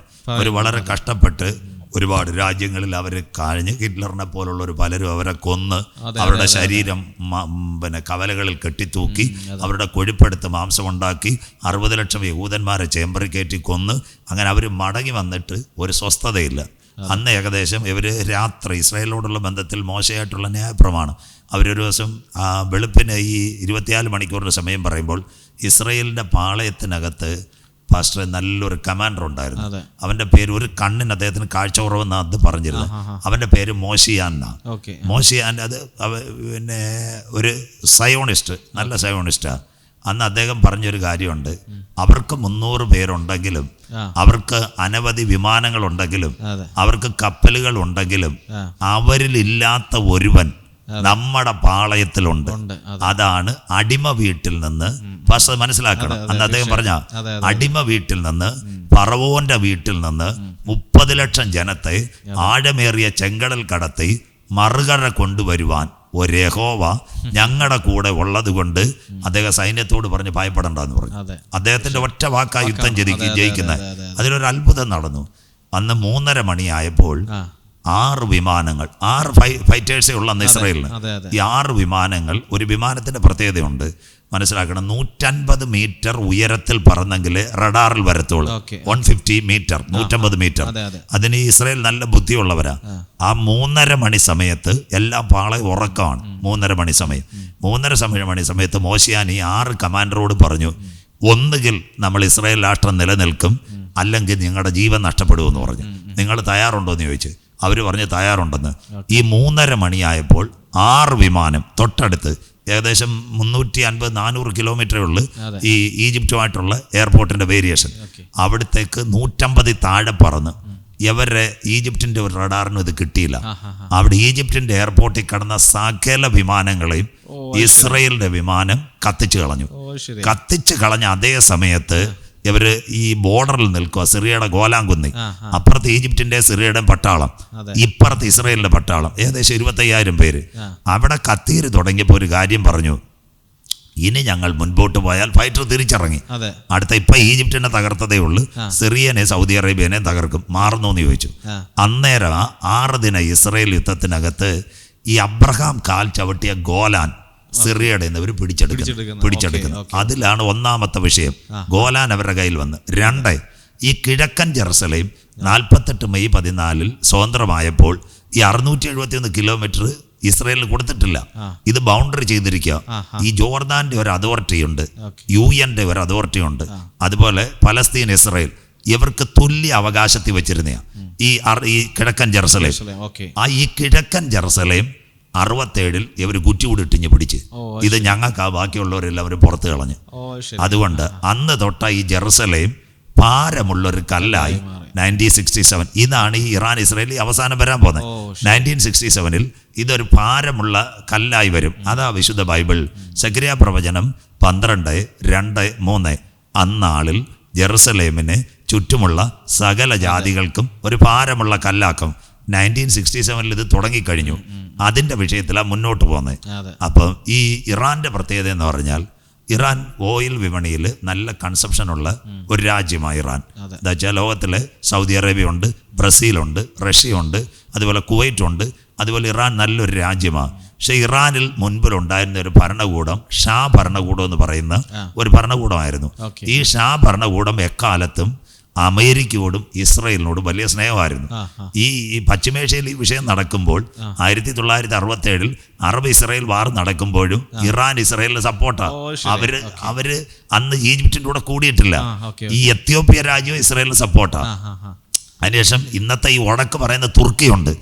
ഈ 3 രാജ്യങ്ങൾ അന്നും ഇസ്രായേൽ സ്വാതന്ത്ര്യമായപ്പോൾ അവരുടെ സപ്പോർട്ടായിരുന്നു. എന്നുവെച്ചാൽ ഇവർ ഇസ്രായേലിനെ അടിക്കാൻ വന്നിട്ടില്ല. അപ്പൊ അതുകൊണ്ട് 1979 വരെ ഷാ ഭരണകൂടമാ ഇറാനിൽ ഭരണം നടത്തിക്കൊണ്ടിരുന്നത്. അത് ഇറാന്റെ സുവർണകാലം എന്നാണ് ഇറാൻ പറയുന്നത്. ആ കാലഘട്ടത്തിലാണ് ഇന്ത്യയുമായിട്ടും ഏറ്റവും നല്ല ബന്ധം ഇറാൻ കാത്തു സൂക്ഷിച്ചത്. നമുക്ക് ഏറ്റവും അടുത്ത, ഇന്ത്യക്ക് ഏറ്റവും അടുത്തൊരു രാഷ്ട്രമായി ഇറാൻ. ആ കാര്യം നമുക്ക് പുറകെ ചിന്തിക്കാം. അതിൻ്റെ ഒരു പ്രത്യേകത, ഷാ ഭരണകൂടം മാറിയപ്പോൾ ആയത്തുള്ള ഖൊമേനിയുടെ നേതൃത്വത്തിൽ ഇസ്ലാമിക വിപ്ലവം അവിടെ നടന്നു. അപ്പം ഈ ജനാധിപത്യത്തെ അട്ടിമറിച്ചു. അതിനടിസ്ഥാനമായിട്ട് മതപരമായ ഒരു ഭരണം, ഇസ്ലാമിക് കാലിഫേറ്റ്. അതുകൊണ്ടാണ് ഇസ്ലാമിക് കാലിഫേറ്റ് വന്നത് കൊണ്ടാണ് ഈ ഇറാനിൽ സ്ത്രീകൾക്ക് ഇപ്പോഴും സ്വാതന്ത്ര്യമില്ല. അതെ, അതെ, അതെ. അതുകൊണ്ട് അവർ അതിൻ്റെ മതപ്രകാരം അവർ മുഖംമൂടി ധരിക്കണം, ഒരു മുടി പോലും പുറത്ത് കാണരുതെന്നാ. അങ്ങനെ ഒരു മുടി എപ്പോഴും പുറത്ത് കണ്ട ഒരു പെൺകുട്ടിയെ വരെ അവർ വെടിവെച്ച് വന്നതാണ്. അതുകൊണ്ടാണ് ഇറാനിൽ സിനിമ കാണാൻ സ്വാതന്ത്ര്യമില്ല, മറ്റു കാര്യങ്ങൾക്ക്, സ്ത്രീകൾക്ക് വാഹനം ഓടിക്കാൻ, അങ്ങനെ ഒരുപാട് ഇത് ഭരണകൂടം വന്നു. ഇവര് ഇറാനിൻ്റെ ചരിത്രം നോക്കുമ്പോൾ ഇറാൻ ഇസ്രയേലിനെ ഈ ഭരണം മാറി ഇസ്ലാമിക വിപ്ലവത്തിൽ കൂടെ ഭരണം വന്ന പാർട്ടികൾ ഇസ്രയേലിനെ എങ്ങനെയെങ്കിലും തകർക്കാനുള്ള പരിപാടികൾ ആസൂത്രണം ചെയ്തു. അത് ഡയറക്റ്റ് ഫൈറ്റ് അല്ല, അവർ സ്ട്രെയിറ്റ് ഫൈറ്റ് അല്ല. സ്ട്രെയിറ്റ് ഫൈറ്റ് അല്ലാതെ അവർ 3 പേരെ തെരഞ്ഞെടുത്തു. ഇറാന്റെ ചരിത്രം, ഇറാനെ പണ്ട് പേർഷ്യ എന്നാണ് വിളിക്കുന്നത്. അതുകൊണ്ടാണ് നമ്മൾ ബൈബിൾ, ദാനിയേൽ പ്രവചനം, രാത്രി ദർശനത്തിൽ തല തങ്കം ബാബേൽ, നെഞ്ചും കൈയും വെള്ളി, അതാ മേദ്യ പാർസ്യാണ് ഈ പേർഷ്യൻ രാഷ്ട്രം. ഈ പേർഷ്യൻ്റെ തലമുറയിൽ ഒരു ചക്രവർത്തി ഉണ്ടായിരുന്നു. അദ്ദേഹം നേരത്തെ തന്നെ പഴയ കാലത്ത്, അദ്ദേഹത്തിൻ്റെ പേര് ബൈബിൾ ഹാമാൻ അല്ല, ഹാമാൻ മോർദെഖായി ഹാമാൻ അല്ല, ഈ ഹാമാൻ ഇറാനിൽ ഒരു ചക്രവർത്തി ഉണ്ടായിരുന്നു, ഹാമാൻ. ആ ഹാമാൻ ആദിമകാലങ്ങളിൽ ചിതറിപ്പോയ യഹൂദനെ നല്ലതുപോലെ പീഡിപ്പിച്ച ഒരു കൂട്ടത്തിലെ ചക്രവർത്തിയാണ് ഹാമാൻ. ഹാമാന്, ഹിറ്റ്ലറ്, റഷ്യയിലെ സാർ ചക്രവർത്തിമാർ, അത് കഴിഞ്ഞ് സിറിയയിലെ അന്തിക്കോസ് എപ്പിപ്പാനോസ്, ഇവരൊക്കെയാണ് ഇസ്രയേലിലെ അലഞ്ഞു തിരിയുന്ന യഹൂദന്മാരെ ശക്തമായി പീഡിപ്പിച്ചത്. ഈ ഹാമാനിൽ നിന്ന് ആ പാസ്റ്ററെ 3 ഗ്രൂപ്പുകൾ ഇറാന്റെ നേതൃത്വത്തിൽ എഴുന്നേറ്റ് വരുന്നത്. ആ ഹാമാൻ ആരംഭിക്കുന്നെങ്കിൽ പാസ്റ്റർ ശ്രദ്ധിക്കണം, ഈ ഹൂത്തി വിമതർ, ഇത് ഇന്ന് യമനിലെ ഹൂത്തി വിമതർ, അവർ ഷിയ വിഭാഗമാണ്. ഇസ്ലാമിൽ തന്നെ 2 വിഭാഗമുണ്ട്. ഒന്ന് സുന്നി, ഇസ്രായേലോട് ചേർന്ന് നടക്കുന്ന രാഷ്ട്രങ്ങൾ മുഴുവൻ സുന്നി രാഷ്ട്രങ്ങളാണ്, അറബ് രാജ്യങ്ങൾ, മുസ്ലിങ്ങളല്ല. അതിൽ ഒരു വിഭാഗം മാത്രമേ ഉള്ളൂ ഷിയ. ഇന്നത്തെ യമനിൽ 2 പേരുമുണ്ട്. യമനിലുള്ള ഹൂത്തി വിമതർ ഷിയാക്കാരാ. അതുകൊണ്ടാണ് ആ ഹൂത്തി വിമതർക്ക് ഈ എന്ന് പറയുന്നിടത്തുനിന്ന് ആരെ സപ്പോർട്ട് ചെയ്യുന്നത്? ഇറാൻ സപ്പോർട്ട് ചെയ്യുന്നത്. രണ്ടാമത്തെ കാര്യം, ഈ ഫലസ്തീൻ ലിബറേഷൻ ഓർഗനൈസേഷൻ, ഇന്നത്തെ വെസ്റ്റ് ബാങ്ക് റമല്ല, മഹമ്മൂദ് അബ്ബാസ്, ഒരിക്കലും അദ്ദേഹം ഒരു സമാധാന പ്രേമിയ, കലാപത്തിന് ഉതകുന്ന ആളല്ല. അദ്ദേഹം ഒരിക്കലും ഇറാനുമായിട്ട് പരിധി വിട്ട് സഹകരിക്കത്തില്ല. അപ്പോൾ ഈ ഹമാസിന് ഇവർ പണം കൊടുത്തിട്ട് പറഞ്ഞു, മുഴുവൻ ഇസ്രയേൽ നിങ്ങൾക്ക് പിടിച്ചടക്കാം, ഞങ്ങൾ കാര്യങ്ങൾ തരാം. രണ്ടാമത്തെ കാര്യം. മൂന്നാമത്തെ കാര്യം, ഇവർ 2 പേരും നിൽക്കുമ്പോൾ ലെബനോനും സിറിയയും ഇസ്രയേലിലെ ബോർഡറിലാണ്. അവിടുന്ന് ഒരു വിഭാഗത്തെ എടുത്തു, അത് ഹിസ്ബുള്ള. ഇത് 3 പേരെ കൊണ്ടാണ് വളരെ നാളുകളായി ഇറാൻ ഈ യുദ്ധം ചെയ്യിച്ചുകൊണ്ടിരിക്കുന്നത്. അതിന് ഇംഗ്ലീഷിൽ പ്രോക്സി വാർ എന്നുവെച്ചാൽ ഡയറക്റ്റ് ആള് വരത്തില്ല, നമ്മളൊരു ദൂതൻ വശം വേറൊരു സംഘടന പോലുള്ള ഒരു പേപ്പർ കൊടുത്തു വിടുന്നത് പോലെ അത് കൊടുത്തു വിടുക. അങ്ങനെ പ്രോക്സി വാർ ഏറെ നാളുകളായി ചെയ്തുകൊണ്ടിരുന്നതാണ്. ഈ പ്രോക്സി വാർ ചെയ്തുകൊണ്ടിരിക്കാൻ ഇറാൻ ഒരു പ്രത്യേക വിഷയമുണ്ട്. ഇറാന് ഈ ഉപരോധം വളരെ നാളുകളായിട്ടുണ്ട്. അപ്പോൾ അവരെ എണ്ണ കൺസംഷൻ ലോക രാജ്യങ്ങളിലേക്ക് പോകുന്നതിന് ഒരു ലിമിറ്റേഷൻ ഉണ്ട്, ഉപരോധം ഇത്ര ബാരൽ. പക്ഷേ ഇറാനകത്ത് നല്ല എണ്ണയുണ്ട്. നമ്മുടെ നാടൻ മലയാളം പറയുകയാണെങ്കിൽ നമ്മുടെ റേഷൻ കടയിൽ വരുന്നൊരു വ്യക്തിക്ക് ചിലപ്പോൾ ബ്ലാക്കിൽ പിന്നെ ഈ മണ്ണെണ്ണ കൊടുക്കുന്ന പോലെ ഇറാൻ ഈ ഇഷ്ടം പോലെ എല്ലാ രാജ്യങ്ങളും അവിടെ ചെന്ന് നോക്കുന്നില്ല, അല്ല UN വന്ന് നോക്കുന്നില്ല, എണ്ണ വിപണിക്കാർ നോക്കുന്നില്ല. ഇവർ കണ്ടമാന ഓയിൽ എടുത്തിട്ട് ഈ മാർക്കറ്റിംഗ് വഴിയല്ലാതെ പിൻവാതിലിൽ കൂടെ കൊടുത്ത് നല്ല പൈസ ഇവരിലുണ്ട്. ഈ പൈസ ഇറാനിലെ ജനങ്ങളിലെത്താതെ ഈ ഭരണകൂടം ഇവരെ സഹായിച്ചെന്നാണ് ഇസ്രയേൽ പറയുന്നത്. അതിൻ്റെ ഏറ്റവും നിതാന്തമായ കാരണം ഒക്ടോബർ 7 ഒറ്റയ്ക്കല്ല ഇസ്രയേലിനെ ആക്രമിച്ചത്. ഒക്ടോബർ 7 ഇവർ 3 പേരും ഒരേ സമയം ഇസ്രായേലിനെ അറ്റാക്ക് ചെയ്തു. അതാണ് ഈ പ്രശ്നത്തിൻ്റെ കാര്യം. അന്ന് ഇറാൻ അറിയാം ഇവരെ കൊണ്ടായത് ചെയ്യിപ്പിക്കുന്നത്. ഹമാസ് ഉണ്ട്, ഹൂത്തി വിമതരുണ്ട്, ഹിസ്ബുള്ള ഉണ്ട്. പക്ഷേ അന്ന് എന്തുകൊണ്ട് ഇസ്രായേൽ ഇറാനെ അടിച്ചില്ല? പലരും ചോദിക്കും. എന്താ വെച്ചാൽ പിന്നിൽ അതൊരു വലിയ ചോദ്യമാണ്. അത് ഇസ്രായേൽ വളരെ തന്ത്രപൂർവ്വം ആദ്യം, അത് പാസ്റ്റർ മനസ്സിലാക്കണം, ആദ്യം ഡയറക്റ്റ് ഇറാനെ ഫൈറ്റ് ചെയ്താൽ ഇവരുടെ കയ്യിൽ വെപ്പൺസ് ഇരിക്കുക. ഹൂത്തി വിമതരെ വെപ്പൺസ് ഉണ്ട്, ഹമാസിന്റെ വെപ്പൺസ് ഉണ്ട്, ഹിസ്ബുള്ളയുടെ വെപ്പൺസ് ഉണ്ട്. അതിനാദ്യം അവരെവിടെ തുടങ്ങിയെന്നറിയാമോ? ഒക്ടോബർ 7. ഞാൻ ബൈബിളിലേക്ക് വരാം. ഒക്ടോബർ 7 തുടങ്ങിയിരിക്കുന്നത് എവിടെയാണെന്നറിയാമോ? നേരെ തുടങ്ങിയത് ഹമാസിന്റെ നേർക്കാം. ഒക്ടോബർ 7 ആ ഹമാസ് ഏകദേശം ഒരു 50% ഗാസ ഇവർ സ്ട്രെയിറ്റ് ആക്കി, അനവധി പേരെ കൊന്നു. നമ്മൾ ഇന്നും അതിൽ ദുഃഖിക്കുക. അവര് ഹമാസിന്റെ ഏതൊക്കെയോ വ്യക്തികളെ കൊല്ലട്ടെ, അതെ, അതെ. പാവപ്പെട്ട കുഞ്ഞുങ്ങൾ, തീർച്ചയായിട്ടും, ഗർഭിണികൾ, അതെ. നമ്മളെല്ലാം അതിൽ ദുഃഖിക്കേണ്ട ഒരു കാര്യമുണ്ട്. മീഡിയയിലൂടെ മീഡിയയിൽ കാണുമ്പോൾ കുഞ്ഞുങ്ങൾ ആഹാരത്തിന് വേണ്ടി നിൽക്കുന്നു, ഓടുന്നു. തീർച്ചയായിട്ടും. അതിനകത്ത് ഇസ്രായേൽ കണ്ണിച്ചോരയില്ലാത്ത രീതിയിലാണ് ചെയ്തത്. നമ്മൾ ഒരു രാജ്യത്തെ സപ്പോർട്ട് ചെയ്തില്ല. നമ്മൾ യുദ്ധം ഇല്ലാതാകണമെന്ന് നമ്മൾ ആഗ്രഹിക്കുന്ന ആൾക്കാരാണ്, സമാധാനത്തിന് വേണ്ടി. ഇപ്പം നമ്മൾ നമ്മുടെ ഈ ഇതിൽ ടോക്ക് ഷോ പോകുമ്പോൾ തന്നെ കണക്ക് പ്രകാരം 55,000 പേരാണ് ഒക്ടോബർ 7 ശേഷം ഗാസ സ്ട്രിപ്പിൽ മാത്രം ജീവൻ പൊലിഞ്ഞത്. അതിൽ 55,000, അത് 55,000 ആണ് ഇസ്രായേൽ അവരെ വകവരുത്തിയത്. എന്ന് വെച്ച് കഴിഞ്ഞാൽ അവർക്ക് പിന്നെ ആ ഒരു ഇതിൽ ഒരു നോട്ടവുമില്ല. അങ്ങനെയാണ് അവർ 55,000. ഈ ഹമാസ് 50% തീർന്നപ്പോൾ പാസ്റ്റർ ഇവർ നേരെ ലെബനോനിലേക്ക് പോയി. ലെബനോനിലേക്ക് പോയി ഹിസ്ബുള്ളേനെ എന്തോ ഇതെന്നറിയാമോ? ഹിസ്ബുള്ളെ തൂത്തങ്ങ് നിരത്തിയിട്ട് വേറൊരു പണിയും കൂടെ ചെയ്ത് സിറിയ ഈ ഇസ്രയേലും ഈ ഇറാനുമായിട്ട് സപ്പോർട്ടാണ്. അപ്പൊ സിറിയയിലെ അടിക്കാൻ തുടങ്ങിയപ്പോൾ സിറിയയിലെ ബാഷർ ജീവനും കൊണ്ട് സ്ഥലം വിട്ട്, അവൻ ബുദ്ധിയുള്ളവനാ, അവൻ റഷ്യയിലേക്ക് പോയി. അതുകൊണ്ട് ഇപ്പൊ സിറിയ ഭരണം മാറി. അത് ഞാൻ പറയാം, ട്രംപ് അവർക്ക് കൈയും കൊടുത്തു. അപ്പൊ അതിന്റെ ഏറ്റവും വിശദമായ കാര്യം ഇതാ, ഇവരെ ആദ്യം എവിടെ പോയി ഹമാസിന്റെ 50% തീർത്ത്, 2 ഹിസ്ബുള്ളേനെ പേജർ സ്ഫോടനം കൂടെ നടത്തി തീർത്തു. ഹിസ്ബുള്ള തീർന്നു. ലെബനോനിൽ നിന്ന് ഒരു അറ്റാക്ക് ഇല്ലാത്തതാണ് ഹിസ്ബുള്ള തീർത്തു. ഈ ബങ്കറുകളിലെല്ലാം ഇരുന്ന ഹസൻ നസറുള്ള ഹിസ്ബുള്ളയുടെ നേതാവിനെ അവർ കൊന്നു കഴിഞ്ഞു. സിറിയയിലെ നല്ലൊരു വിഭാഗം സ്ഥലത്ത് ഇസ്രയേൽ ബോംബിട്ടു. എന്താ വെച്ചാൽ ടെററിസ്റ്റ് നിൽക്കുന്ന സ്ഥലങ്ങൾ മൊത്തം. ഇപ്പൊ സിറിയ എന്നൊരു അറ്റാക്കും ഇല്ല. അപ്പൊ സിറിയയുടെ പ്രസിഡന്റിന് അറിയാം ഒരുപക്ഷെ എന്നെ ടാർഗറ്റ് ചെയ്യും. അതുകൊണ്ട് അവൻ രായ്ക്ക് രാമാനം അവർ എയർബേസിൽ നിന്ന് റഷ്യയിലേക്ക് പോയത്. റഷ്യ ചെന്നാൽ റഷ്യക്ക് നേരെ ഇസ്രയേൽ വീഴത്തില്ല. ഇത് കഴിഞ്ഞതിന് ശേഷമാണ് കഴിഞ്ഞ മെയ് ഏപ്രിൽ മാസത്തിൽ യമനിൽ അവർ അടിച്ചു തുടങ്ങി. ഇവരുടെ കൂടെ അന്ന് അമേരിക്കയുണ്ട്. അന്ന് അമേരിക്ക വേറൊരു കാര്യം പറയും, അമേരിക്ക ഭയങ്കര ബുദ്ധിയാണ്. ഞാൻ ഓപ്പറേഷൻ ദൂരം പുറകോട്ട് വരാം. അന്നേരം അമേരിക്ക ബുദ്ധി എന്ന് പറഞ്ഞു കഴിഞ്ഞാൽ, അമേരിക്ക യമനെ അടിക്കാൻ കാര്യം എന്ന് പറഞ്ഞാൽ യമന്റെ തീരത്ത് കൂടെ പോകുന്ന കപ്പലുകളെ ഹൂത്തി വിമതർ തടഞ്ഞു നിർത്തി ഈ പൈസ മേടിക്കുന്നു. പക്ഷെ യമൻ ഇസ്രായേലിന് ഒരു ഭീഷണിയാണ്.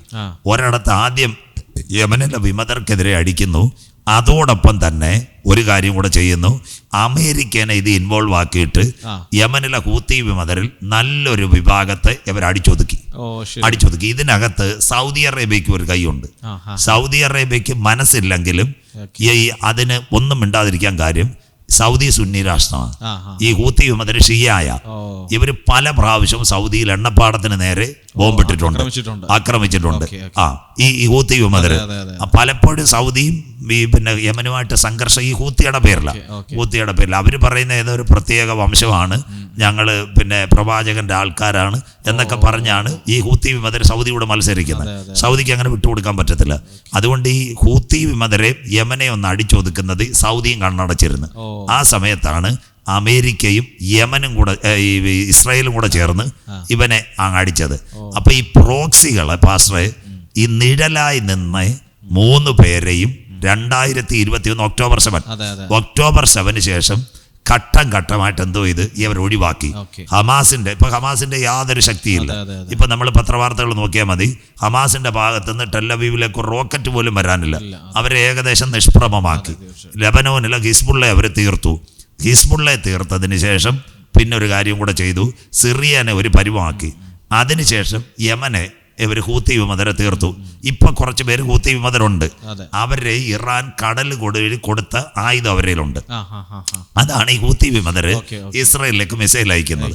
അതിന്റെ തെരഞ്ഞെടുപ്പ് ഒരിക്കലും ഹൂത്തി വിമതർക്ക് ഒരിക്കലും മിസൈൽ ഉണ്ടാക്കാനുള്ള ടെക്നോളജി ഇല്ല. ഇത് ഇറാന്റെ ടെക്നോളജിയാണ്.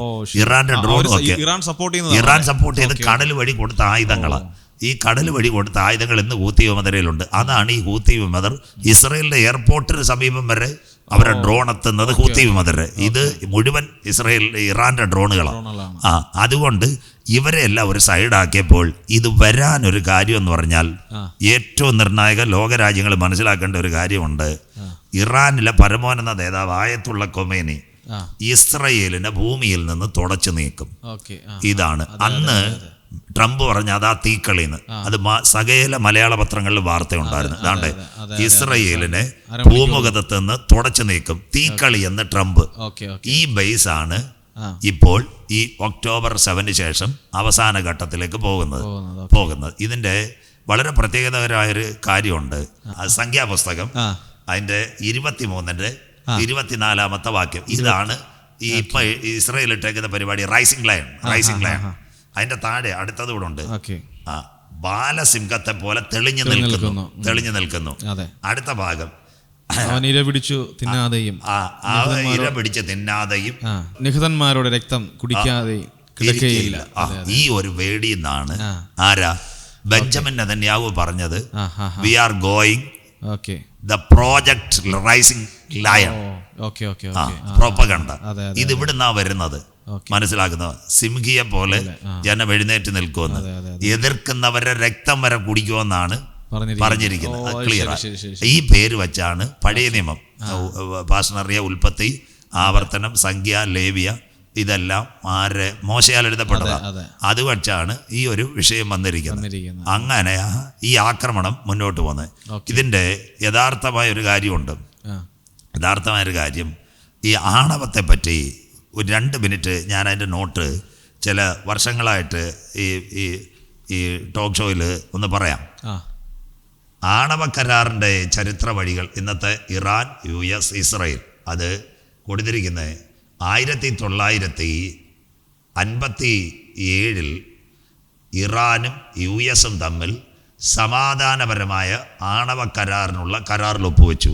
എന്താ വെച്ച് കഴിഞ്ഞാൽ ആണവ കരാർ അന്ന് ആറ്റമായുധം ഉണ്ടാക്കാനല്ല, എനർജി, അതുപോലെ വ്യത്യസ്ത മേഖലകളിൽ ന്യൂക്ലിയർ പവറിന് വേണ്ടി കരാർ ഒപ്പുവെച്ച് വെച്ചു. 1975 ഇറാനിൽ ഇസ്ലാമിക വിപ്ലവം പിന്തുണയായുള്ള ഭരണമാറ്റം അട്ടിമറിക്കപ്പെട്ടു. 1967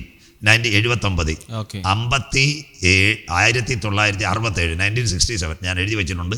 1967 ഇറാൻ ഇസ്രയേൽ ആണവായുധം ഉണ്ടാക്കിയ കാലത്ത് തന്നെ ഇറാന് ആണവ നിലയവും റിയാക്ടറും, ബോംബുണ്ടാക്കാനല്ല, റിയാക്ടർ എന്താ വെച്ച് കഴിഞ്ഞാൽ നമ്മളിപ്പോൾ കൂടംകുളം ആണവ നിലയം പോലെ പവർ പ്ലാന്റ് ആയിട്ട് 1979 പ്രശ്നം തുടങ്ങുന്നത്. ഇറാനിലെ ഇസ്ലാമിക വിപ്ലവം ഇസ്രയേലും പിന്നെ ഇറാനുമായുള്ള പിന്തുണ ഷാ ഭരണകൂടം അട്ടിമറിക്കപ്പെട്ടു.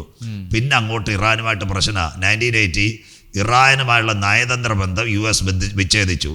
84 ഇറാൻ ഭീകരത വളർത്തുന്ന രാഷ്ട്രമെന്ന് US പ്രഖ്യാപിച്ചു. അതിനുശേഷം 1988 ഇറാന്റെ ഒരു യാത്രാ വിമാനം US വെടിവെച്ചിട്ട് അറിഞ്ഞില്ല, അത് ഈ മിലിറ്ററി പ്ലെയിനാന്ന് പറഞ്ഞു. 200 പേര് മരിച്ചുപോയി. അങ്ങനെ ഒരു പ്രശ്നമൊക്കെ ഉണ്ടായിരുന്നു. ഇതല്ലാതെ പിന്നെ 2003 ഇറാനും ഇറാഖ്, ഉത്തര കൊറിയ എന്നീ രാജ്യങ്ങൾ തിന്മയുടെ അച്ചുതണ്ടായെന്ന് US-ന്റെ ജോർജ് W. ബുഷ്, ഇവർ 3 പേരും തിന്മയുടെ അച്ചുതണ്ടായെന്ന് ജോർജ് ബുഷ്.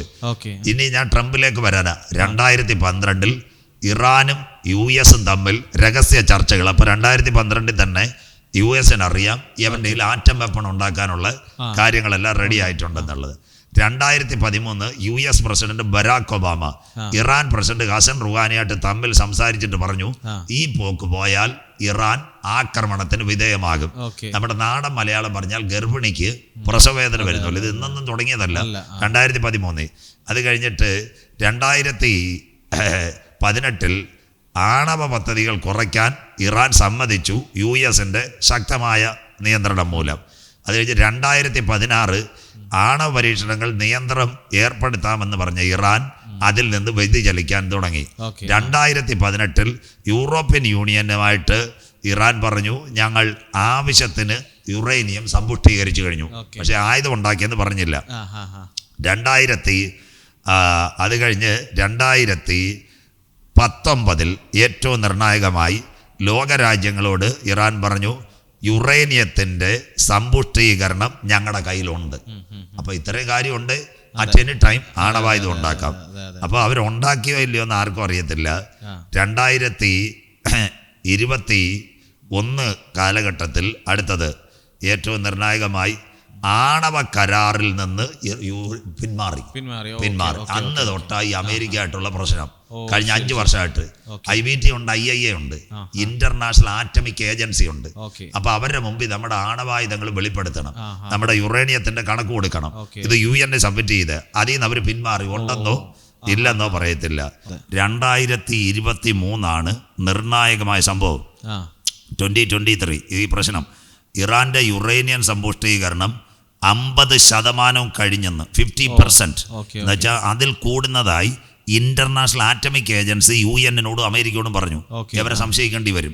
എന്താ വെച്ച് കഴിഞ്ഞാൽ ഇവരിപ്പോൾ നമുക്ക് പവർ പ്ലാന്റിന് വേണ്ടിയും മറ്റേ ഊർജത്തിന് കൂടാതെ ഈ യുറേനിയം സമ്പുഷ്ടീകരിച്ച് 50% കൂടുതൽ മുന്നോട്ട് പോകുന്നത് സൂക്ഷിക്കണമെന്ന് പറഞ്ഞു.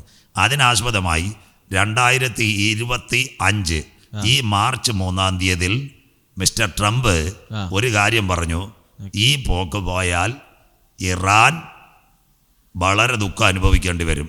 പരമോന്നത നേതാവ് ആയത്തുള്ള ഖൊമൈനി അലി ഖൊമൈനിയോട് പറഞ്ഞത്, നിങ്ങൾ കരാറിലെത്തി ആറ്റമിക് ഏജൻസി ഇത് കാണിച്ച് ബോധ്യപ്പെടുത്തില്ലെങ്കിൽ നിങ്ങൾ ഇതിന് വലിയ വില കൊടുക്കേണ്ടി വരും. 2025 ഇതാണ് ഇപ്പോഴത്തെ യുദ്ധത്തിന്റെ കാര്യം. 2025 ഏപ്രിൽ മാസം 12-ാം തീയതി 5 റൗണ്ട് ചർച്ചകൾ ഇവർ വെച്ചിട്ടുണ്ട്. ആരാ? അമേരിക്കയും പിന്നെ ഈ ഇറാനും തമ്മിൽ 5 റൗണ്ട് ചർച്ച. 5 റൗണ്ട് ചർച്ച നടക്കുന്നത് മസ്കറ്റ് വെച്ച ഒമാനിൽ വെച്ച്. അതിന്റെ 5ാമത്തെ ചർച്ച ജൂൺ 14-ാം തീയതി നടക്കേണ്ടി.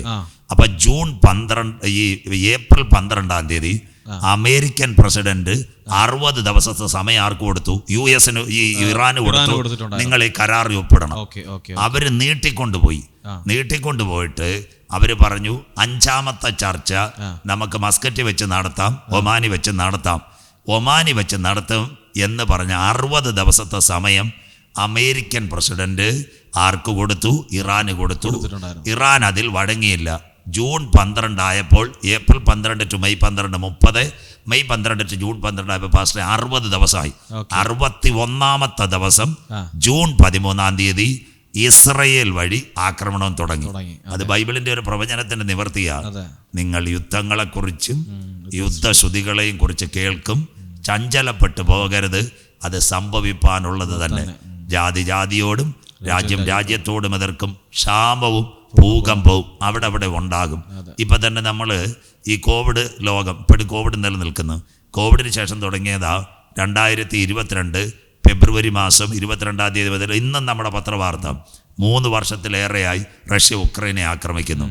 ഒക്ടോബർ 7 ഈ ആക്രമണത്തിന് ശേഷം ഏറ്റവും നല്ലൊരു വിഷയം എന്ന് പറഞ്ഞാൽ 7 രാജ്യങ്ങളെ ഇസ്രായേൽ ആക്രമിക്കുന്നുണ്ട്. ഈ ഇറാൻ കൊണ്ട് അവസാനിക്കത്തില്ല. ഇവരാദ്യം ഹമാസിനെ ആക്രമിച്ചു, ലെബനോനെ ആക്രമിച്ചു, സിറിയനെ ആക്രമിച്ചു, യമനെ ആക്രമിച്ചു. ഇപ്പോഴത്തെ പശ്ചിമേഷ്യ പുകയുന്നത് 2 ആണവ ശക്തികളാണ്. അത് കഴിഞ്ഞിട്ട് ഇനി ടർക്കിയെയും യമൻ ആക്രമിക്കും. അത് അവന്റെ കസ്റ്റഡിയിലുണ്ട്. എന്നുവെച്ചാൽ ഇപ്പൊ കയറി ബുദ്ധിപൂർവ്വം ടർക്കിയെ ആക്രമിച്ചു കഴിഞ്ഞാൽ എന്ത് ചെയ്യാന്നറിയോ? ഇറാൻ കയറി ഇസ്രായേലിനെ തിരിച്ചടിക്കും. അതുകൊണ്ട് ഇവനെ അടിച്ചതിന് ശേഷമേ ഇവൻ ടർക്കിയെ അടിക്കത്തുള്ളൂ. അതുകൊണ്ട് ടർക്കിയിലെ പ്രസിഡന്റോട് തോയ്ബ് എർദോഗനോട് അവർ പറഞ്ഞ് സദാം ഹുസൈനെ ഓർമ്മയുണ്ടോ എന്ന് ഒരിക്കൽ ചോദിച്ച കാര്യം അതാ. അതുകൊണ്ട് ഇടയ്ക്ക് പുള്ളി മിണ്ടാതിരുന്ന, ഒറ്റ കാര്യത്തിൽ ഇടപെടാതിരുന്ന എന്നുവെച്ചാൽ അവരെ വിശ്വസിക്കാൻ പറ്റത്തില്ല. ആമോസിനകത്ത് ബൈബിളിൽ ഒരു പ്രവചനമുണ്ട്. ഞാൻ യഹൂദ്യക്കകത്തൊരു തീ അയക്കും, അത് യെരൂശലേമിന്റെ അരമനകളെ ദഹിപ്പിച്ച് കളയും. ഇത് ഈറ്റുനോവിന്റെ ആരംഭം. ഒക്ടോബർ 7 നമ്മൾ കണ്ട് ഹമാസിന്റെ നേതൃത്വത്തിൽ 2500-300 പരം പേര് ഈ പിന്നെ ഒറ്റ പ്രഭാതം കൊണ്ടാണ് മാറ്റപ്പെട്ടു പോയത്. അത് ഇസ്രായേലിൽ പൊറുക്കാൻ പറ്റാത്ത സംഭവം. ഇസ്രായേലിൽ സ്വാതന്ത്ര്യം കിട്ടി. 48 മെയ് 14 സ്വാതന്ത്ര്യം കിട്ടിയപ്പോൾ അതിനുശേഷം 2025 നമ്മൾ ടോക്ക് ഷോയിലിരിക്കുമ്പം ഏകദേശം 77 വയസ്സായി. 3 വർഷത്തോടെ കഴിയുമ്പോൾ 80 വയസ്സാവും. അവരുടെ ജീവിതത്തിൽ ഇത്രയും പേർ മരിച്ച ഒരു സംഭവം ഉണ്ടായിട്ടില്ല. അത് മാത്രമല്ല, ഇപ്പോഴും ഹമാസുമായിട്ട് അവർ ബലപേശുന്ന കാര്യമുണ്ട്. ബന്ദികളായി കൊണ്ടുപോയതിൽ ഒരു 10-48 പേര് ഇപ്പോഴും ആരുടെ കസ്റ്റഡിയിലുണ്ട്? ഹമാസിന്റെ കസ്റ്റഡിയിലുണ്ട്. ഹമാസ് തീർന്നിട്ടില്ല, പക്ഷെ അവരുടെ വെപ്പൺസിൽ അടിക്കാൻ ഇവരെവിടോ ബന്ദികൾ വെച്ചിട്ടുണ്ട്. അതുകൊണ്ട് ഏദോമിൽ നിന്ന് ബദ്ധന്മാരെ പിടിച്ചുകൊണ്ടുപോകുന്ന ബൈബിളിനകത്ത് എഴുതിയിട്ടുണ്ട്. നിന്റെ ഇവരെ പിടിച്ചുകൊണ്ടുപോകും. ഇതല്ല ഒരു ഈറ്റുനോവിന്റെ ആരംഭം. അപ്പൊ കർത്താവ് പറഞ്ഞ പ്രവചനങ്ങളെല്ലാം നിവർത്തിയാകുന്നു. അത്തിയെ നോക്കി ഒരു മുഖം പഠിപ്പീൻ, അതിന്റെ കൊമ്പിളതാ ഇല തളിർക്കുമ്പോൾ അവൻ തളിർത്തു, ലോകം മൊത്തം അവൻ പടർന്നു. അതിനോടനുബന്ധിച്ച് ഏറ്റവും നിർണായകമായൊരു സംഭവം, നമ്മൾ ഇന്ത്യയിലേക്ക് മടങ്ങി വരാം. ഇസ്രായേലിന്റെ മിസൈൽ വിക്ഷേപണം ലോകത്തെ മുൾമുനയിൽ നിർത്തി. ഏറ്റവും വലിയ മിസൈൽ അവരില്ല. 11,000 കിലോമീറ്റർ പാസ് ചെയ്യുന്ന 11,000 കിലോമീറ്റർ ആ മിസൈൽ, ആ സ്പാരോ. അപ്പൊ അത്തി തളിർത്തു, കൊമ്പുള്ളതാ. ലോകത്തിലെ ഏത് രാജ്യത്തും പോയി അടിക്കാനുള്ള മിസൈൽ അവന്റെ കയ്യിലുണ്ട്. പക്ഷേ ഇസ്രായേൽ ഡെവലപ്പായി. അതാ യേശു പറഞ്ഞ് അത്തി തളിർത്തു, കൊമ്പിളതായി, വേനലടുത്തു. അങ്ങനെ നിങ്ങൾ ഇതൊക്കെയും കാണുമ്പോൾ ഒരു അന്തിമ യുദ്ധത്തിലേക്ക് വരാൻ കാലമായി. ഒരുവൻ ഭരണത്തിലും വരാറായി. എന്നാൽ രക്ഷിക്കപ്പെട്ട വിശ്വാസികൾക്ക് ഒരു പ്രത്യാശയുണ്ട്.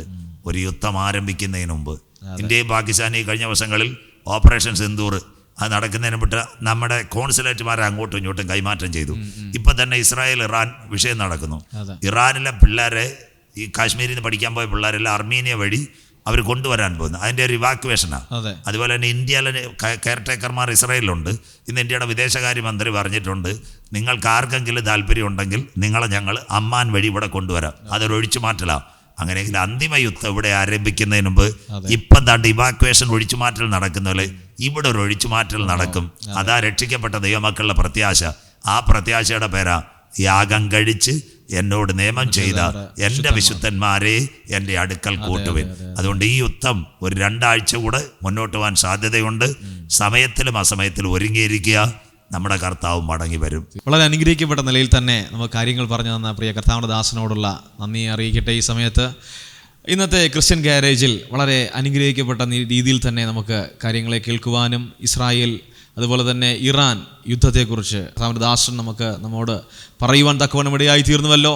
ഇതിൻ്റെ 2ാം ഭാഗവുമായിട്ട് നമുക്ക് വീണ്ടും കണ്ടുമുട്ടാം. അതുവരെയും ദൈവം നിങ്ങളെ ഓരോരുത്തരെയും സമൃദ്ധമായി അനുഗ്രഹിക്കുമാറാകട്ടെ. ആമേൻ.